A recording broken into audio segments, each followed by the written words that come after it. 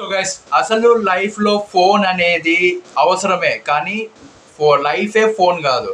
So మనం ఇప్పుడు జరిగింది చూసుకున్నట్టయితే చాలామంది ఇలాగే తయారై ఉన్నారు. అండ్ వాళ్ళు ఒక లోకంలో అయితే వెళ్ళిపోయారు. అండ్ ఫోన్ రేడియేషన్ వల్ల చాలామంది అయితే చాలా సైడ్ ఎఫెక్ట్స్ అయితే చూస్తున్నారు. కొంతమంది పిచ్చి పట్టిపోయి కూడా ప్రవర్తించడం అయితే జరుగుతుంది. అండ్ ఈ మధ్య రీల్స్ ఇవే అనుకుంటే అవి స్వైప్ చేసి చూస్తూ ఉంటే వస్తూనే ఉంటాయి కదా. సో చిన్నపిల్లలకి ఇది చాలా అంటే చాలా బ్యాడ్ హ్యాబిట్ అయితే అయిపోయింది. వాళ్ళు ఒక్క నిమిషం కూడా ఉరికే కూర్చోకుండా ఫోన్ తీసుకొనే తినడం, ఫోన్ తీసుకొని చూడడము, అండ్ ఫోన్తోనే ఉండడము, గేమ్స్ ఆడుకోవడం ఇట్లా అయితే అయిపోయింది. హాలిడేస్లో అంటే ఓకే, బట్ ప్రతిరోజు ఇలాగే జరుగుతుంది. ఇలాంటి ఒక అబ్బాయి కథే ఇది కూడా. సో ఈ అబ్బాయి పేరు వచ్చేసి మురళీధర్. సో చాలా అంటే చాలా భయంకరంగా అయితే ప్రాణాలు అయితే ముగ్గురివి పోయాయి. సో అసలు ఏం జరిగింది అంటే, కొండపైకి వెళ్ళి ఈ అబ్బాయి వచ్చేసి ఆల్రెడీ ఐఫోన్ కొనేసినారు. ఆ తర్వాత ఫస్ట్ ఈఎంఐ కట్టాల్సి వచ్చింది. సో దానికి మీరు కడతారా లేకపోతే నేను చనిపోవాలని అయితే ఆ అబ్బాయి చేయడం అయితే జరిగింది. అలా 3 గంటల పాటు ప్రతి ఒక్కరూ ఆ అబ్బాయికి నచ్చ చెప్పాలని చూసినా కూడా ఈ ఫలితం లేదు. ఎందుకంటే అబ్బాయి మెంటల్గా ఫిక్స్ అయిపోయి ఆ ఫోన్ వల్ల ఎక్కడ మళ్ళీ కట్టకపోతే ఫోన్ వెళ్ళిపోతుంది, నేను చూసుకోలేను అనే ఆ మైండ్ సెట్తో ఉండి చాలా అంటే చాలా భయంకరంగా అయితే జరిగింది. ఆ సిచ్యువేషన్లో వాళ్ళ మమ్మీకి ఏం చేయాలో అర్థం కాక చాలా టెన్షన్ అయితే పడింది. ఎంతమంది సర్పంచ్, పోలీసులు ఎంతమంది చెప్పినా కూడా అబ్బాయి వినలేదు. ఆ తర్వాత ఆ అబ్బాయిని వాళ్ళందరూ మాటలో పెట్టారని చెప్పి వాళ్ళ నాన్న వచ్చి ఎలాగో అలాగా ప్రాణాలు కాపాడుదాము, ముందుకు లాగేద్దామని దగ్గరికి వెళ్తే దురదృష్టవశాత్తు అతను కూడా వచ్చేసి కాలు జారడం, ఆ అబ్బాయిని పట్టుకొని అలాగే వెనక్కి పడిపోవడం. ఇద్దరు అయితే చూస్తుండగానే కిందికి అయితే పడిపోయారు. చాలా అంటే చాలా భయంకరంగా అయితే కిందికి పడిపోయి వాళ్ళిద్దరైతే ప్రాణాలు పోయాయి. ఆ తర్వాత ఇదంతా చూసి తట్టుకోలేక వాళ్ళ అమ్మ కూడా డిప్రెషన్లో పోయి వాళ్ళ అమ్మ కూడా దుంకేసింది. సో ముగ్గురి ప్రాణాలు అక్కడ చాలా ప్రజలు చూస్తుండగానే జరిగింది ఇది. సో ఒక ఫోన్ లేకపోతే ఏమవుతుంది? ఫోన్ అవసరమే, లైఫ్లో ఫోన్ ఇంపార్టెంటే, కానీ ఫోనే లైఫ్ కాదు.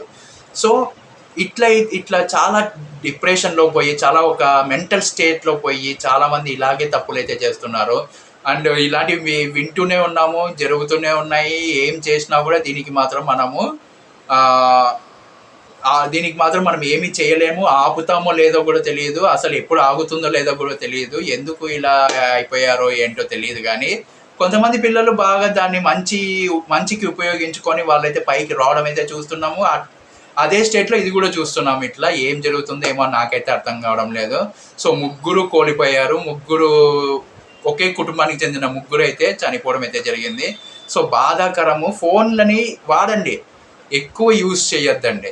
ఎందుకు అంటే చేశారనుకోండి ఇదిగో ఇట్లాగే అవుతుంది. అండ్ పేరెంట్స్ని ఎక్కువ ఇబ్బంది పెట్టద్దండి. ఏదైనా సరే మీరు చేసుకొని, మీరు కొనుక్కొని, మీరు సంపాదించిన డబ్బులతో మీరే కొనుక్కోండి. అంతేగాని పేరెంట్స్ని అడిగి ఇబ్బంది పెట్టద్దండి. అలా ఇబ్బంది పెట్టారనుకోండి ఏమవుతుంది? ఇలా ప్రాణాలు పోతాయి. సో అందుకే జాగ్రత్తగా అయితే ఉండండి. ఫోన్కి చాలా దూరంగా ఉండండి, అప్పుడే మీరు బాగుపడతారు. సో జాగ్రత్తగా పేరెంట్స్ని ఇబ్బంది పెట్టుకోకుండా, ఫ్రెండ్ దగ్గర అది ఉంది, ఫ్రెండ్ దగ్గర ఇది ఉంది, ఫ్రెండ్ దగ్గర ఇలా ఉంది అలా ఉంది అని చెప్పి పేరెంట్స్ని సతాయించడం అదంతా చెయ్యొద్దండి. మీరు జాబ్ చేసి మీరే కొనుక్కొని మీరే దాన్ని ఎంజాయ్ చేస్తే ఆ ఫీల్ అనేది నెక్స్ట్ లెవెల్లో అయితే ఉంటుంది. ఒకసారి దాన్ని కూడా అనుభవించండి మీరు.